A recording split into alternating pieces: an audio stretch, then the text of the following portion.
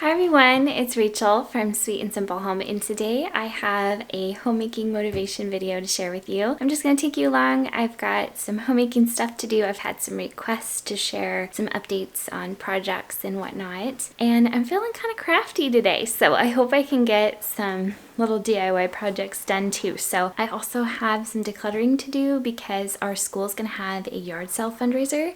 So I want to see if there's anything we can add to the pile there at the school. So I've got some work to do. So I hope you'll join me. So do you guys remember back in the winter, I got this amazing haul from a subscriber, vintage recipes and Christmas and stuff. Well, she sent me another round of sweet gifts, and there was this Betty Crocker's cookie book, which is so fun to look through. And I just love the little display. Look, there's a gingerbread man in a frame. So it's just so sweet to look at. So that's real fun. And I think this will probably be on, oh, I can't pick it up. Oh, there we go. This will probably be on my shelf in my kitchen at Christmas time, just for display, because it's so neat. So then she also sent some other little Christmas pins and things. So just some little doodad type things. You know, Molly loves this kind of stuff. And then this is the one that I want. So there was also some little notepads and things. These are great to use around the holidays for all the lists you have to make. It's a cute little, I think these are emery boards. And then I've got notebooks that are really pretty and handy. My favorite thing were these little vintage gloves. They're so pretty. There's just then a white pair and a black pair. So this one was one that Cindy sent me too. In that last package, I put it in my summer decor tour because it's for, you know, summertime. And hopefully I'll be able to share a recipe with you guys out of there. There's some pretty creative grilling recipes in here. So welcome to the laundry that I need to do.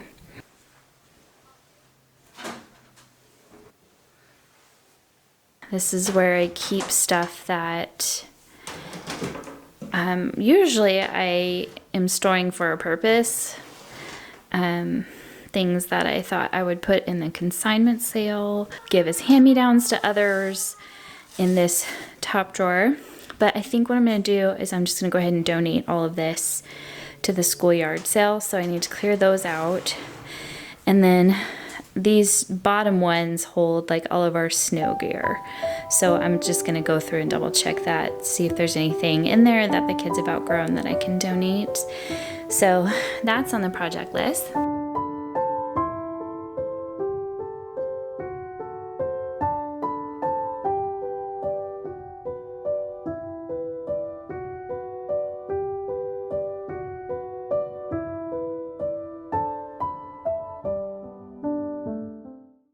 Okay, I got a full box here ready to go. That's great. And I know I have some more in some bins I'll show you guys. I never show you this part of my house, so be ready for it. Okay, so these are my basement stairs that come down here. And next to the basement stairs, I have this little spot. This right here is our downstairs bathroom.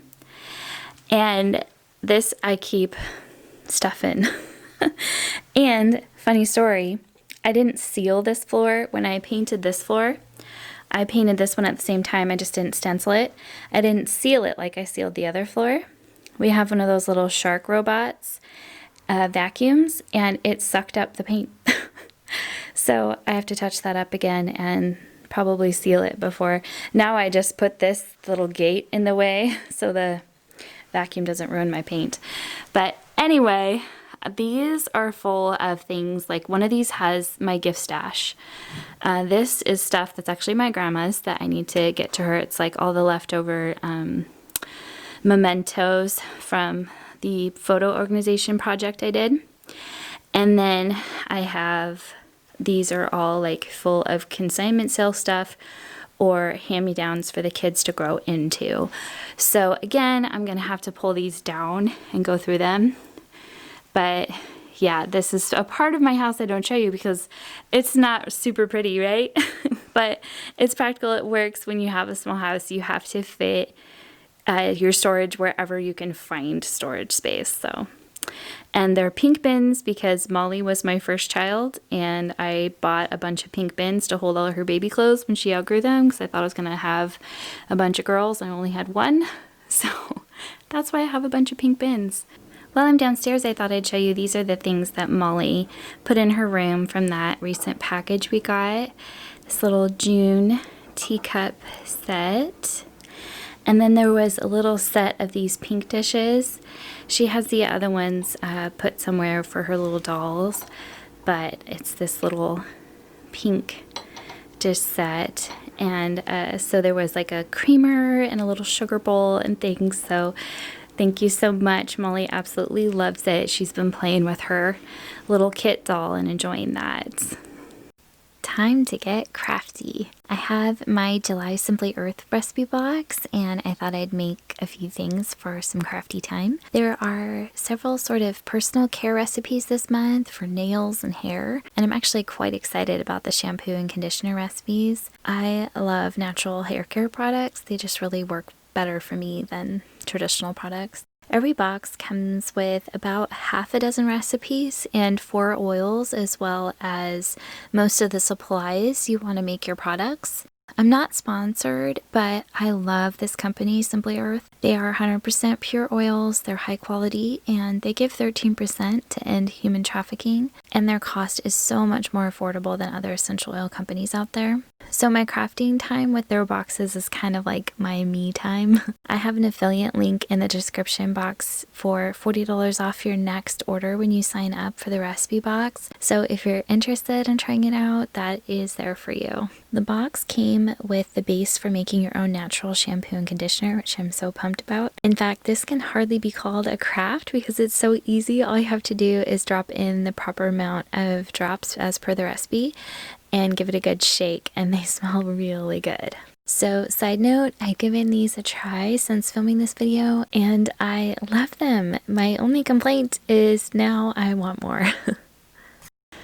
It is warm today, but I took all those donations out to the garage and I've been asked for updates on my little garden.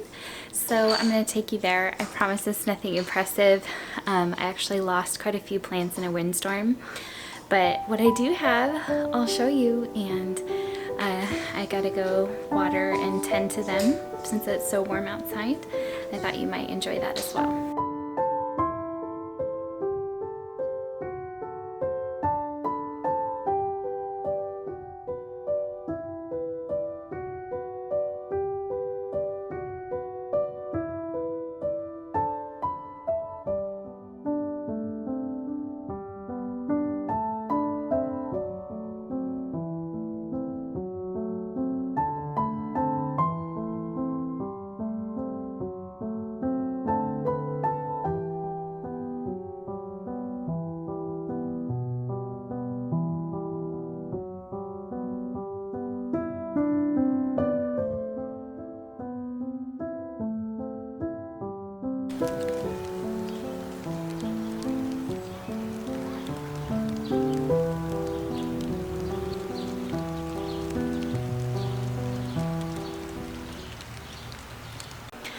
Hi everyone. So it's much later in the day. I ended up getting slammed with a headache and I had to go lay down for a little while. I feel a lot better.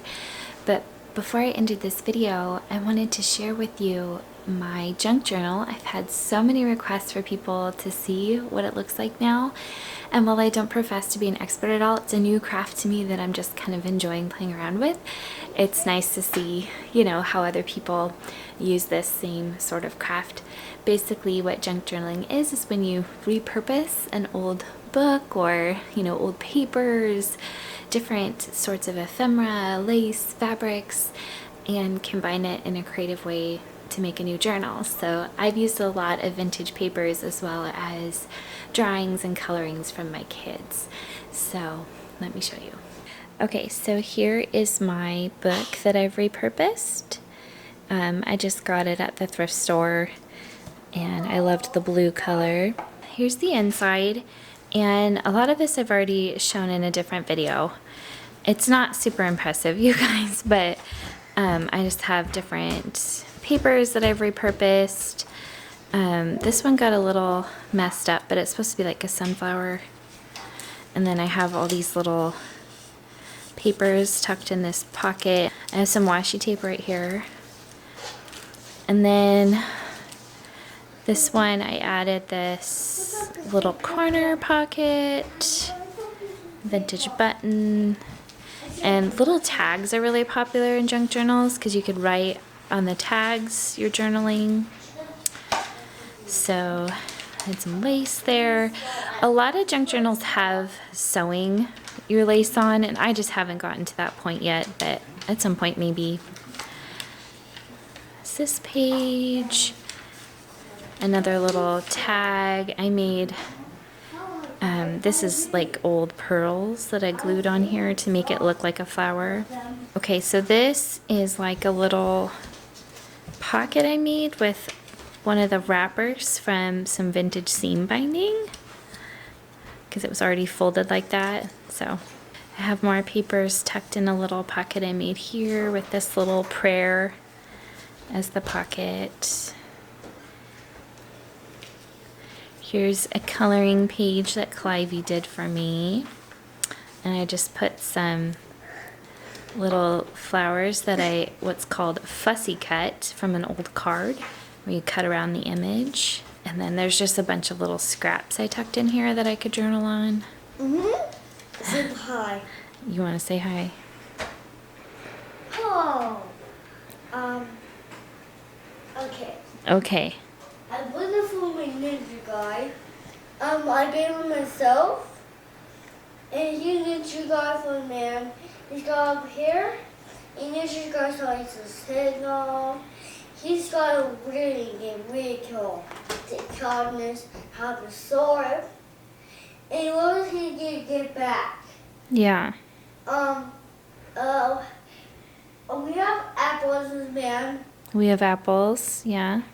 And I was saying bye. Good job. Okay. This is like a button. Vintage buttons came on this. There's only a couple left.